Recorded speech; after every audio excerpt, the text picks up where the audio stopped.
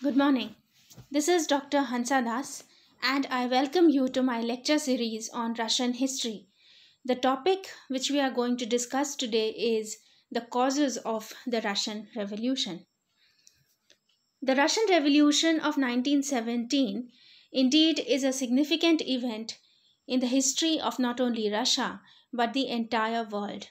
It was the first country to set up a communist government which set the stage for developments in future. And it indeed was a big achievement for the Bolshevik Party and Lenin. In today's lecture, we will focus upon the conditions which led to a revolution in Russia in 1917. Russia, during this time, had a monarchical form of government. The head of the monarchy was called the Tsar. The Tsars were real autocrats and believed in the theory of divine rights. That is, they were representatives of God on earth and that God had sent them directly to rule over the world. Tsar Alexander I and Nicholas I, as also Tsar Nicholas II, were orthodox supporters of traditionalism and followed the policies of reactionism and suppression. So it was an autocratic monarchy in Russia. During the reign of Tsar Nicholas II, Russia had lost in the Russo Japanese War, which was proof enough of the incompetency of the Tsar because Russia had lost to an Asian country. There was great resentment among the people, and it brought Russia on the verge of a massive resistance. During this time, countries of West Europe were being influenced by modern ideas, and they were bringing about necessary political, social, and administrative reforms. But no major change took place in Russia. The reason was the fact that monarchy in Russia was absolute and reactionist. The Tsars of Russia strongly opposed reform movements in the country, and the people wanted an end to this autocracy. The second reason for revolution was incompetency of Tsar Nicholas II. He was an autocrat and despot. Nicholas II was much under the influence of his wife Alexandra, who in turn was influenced by a peasant monk called Rasputin. This political interference of Rasputin gave rise to major confusion and corruption in the entire country. Consequently, the people of Russia got dissatisfied with the royal family and decided to change the administrative system of the country. So, the incompetency of Nicholas II was also a major reason for the revolution. There was social dissatisfaction amongst different sections of the society. They were dissatisfied with the rule of Nicholas II, and therefore the social condition of Russia was also a major cause of the revolution. The Russian society was divided into two categories: the haves and the have nots. The haves consisted of those people who were very rich, occupied almost all administrative posts, and fully supported the despotism and autocracy of the Tsar. On the other hand, the have nots comprised farmers and laborers whose economic condition was deplorable. And since the Russian society was divided into haves and have nots, who respectively had position and power and uh, uh, a life full of miseries, respectively, therefore, the have nots greatly resented the rule of the Tsar, and the feeling of class struggle was gradually emerging among the people of Russia. The condition of the peasantry was also not good. Russia was basically an agricultural country, still, the condition of peasants was deplorable, and they were more or less like semi slaves. A number of restrictions had been imposed upon them. Lenin held that we do not want any type of government save that of the workers, peasants, and soldiers. And in fact, Lenin had given the slogan that power must be given to the workers, peasants, and soldiers, and all the deplorable sections of the society must get their rights uh, which were due to them and which they could not avail during the rule of Nicholas II. So the resentment of the peasantry caused major disaffection against the Tsarist rule in Russia during this time. The Industrial revolution also contributed to the Russian Revolution. Industrialization in Russia had begun in 1861 and developed much after 1890. As a result, many factories, workshops, and new industries were established on a large scale in almost all cities of Russia.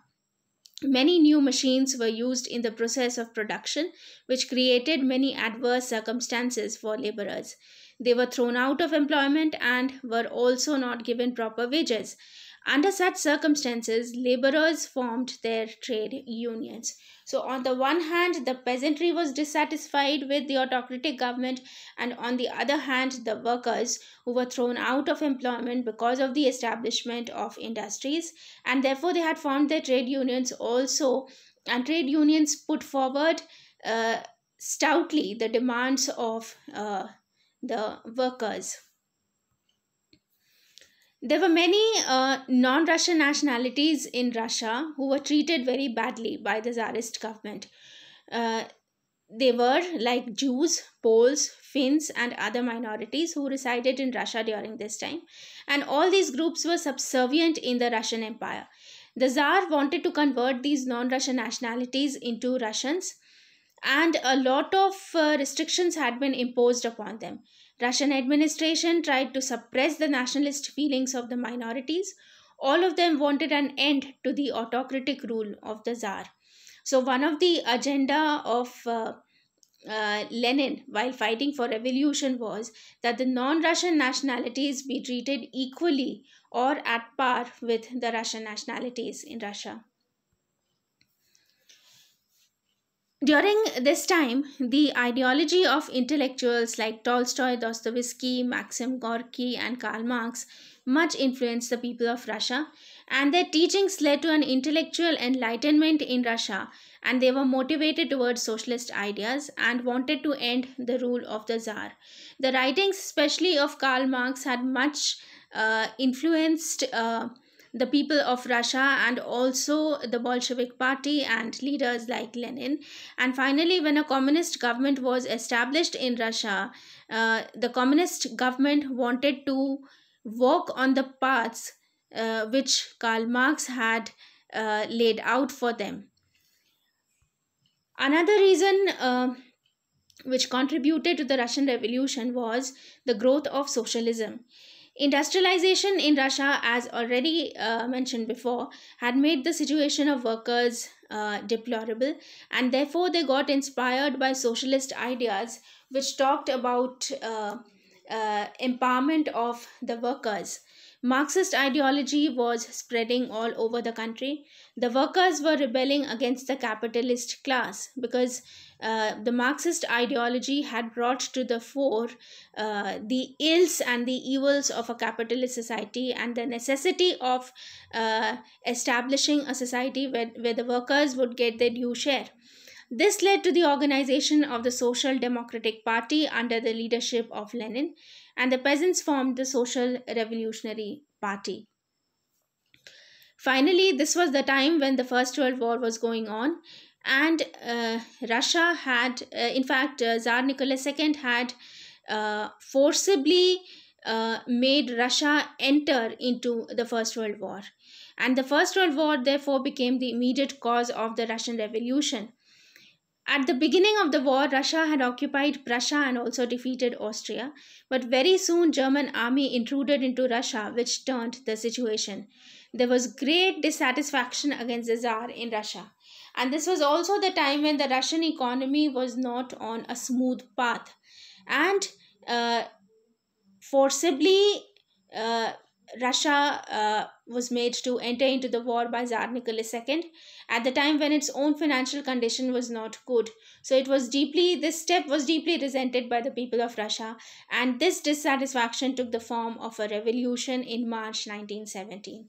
So these were the main causes of the Russian Revolution, and we find that most of the sections of society were dissatisfied with the incompetency of Tsar Nicholas II, and also the ideas of Marx, Dostoevsky, Tolstoy, Maxim Gorky were influencing people, and they were being motivated towards Marxist and socialist ideas which promised them a better living condition At the same time, as already specified, while Russia entered into the First World War, it also caused deep resentment among the people.